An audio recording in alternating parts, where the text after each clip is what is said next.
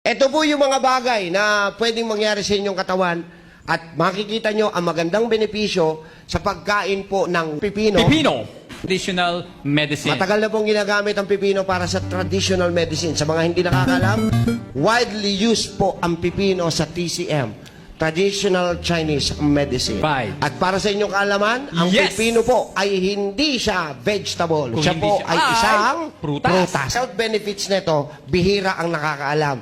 I want to tell you some, kasi sobrang dami, thousands of benefits. Pumili lang ako ng ilan na mapapakinabangan natin. Sige, number 1. Ang cucumber po kasi ay may laman na may component siyang fisetin. Yung fisetin po ay isa sa ingredient na kailangan ng brain nyo to function properly.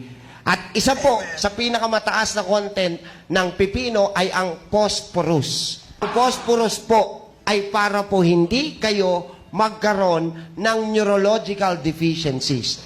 Kailangan natin ng phosphorus para ang ating brain ay laging matalas.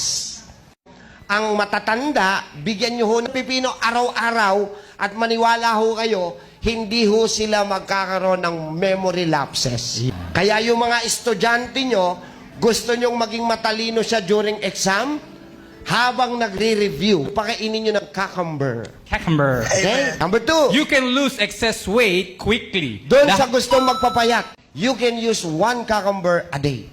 At magugulat kayo, after 30 days, yung saging po, saging, hindi banana, yung nagsasagning yung mga... Bell. Mapapansin nyo, magiging parang sinturon. Day 1, makikita nyo, meron kayong makakabang malaking bilbel. So, araw-araw at mapapansin nyo, ang malaking improvement, nawawala po yung inyong bells Yan. at magiging firm po ang inyong tummy sa paggamit ng cucumber.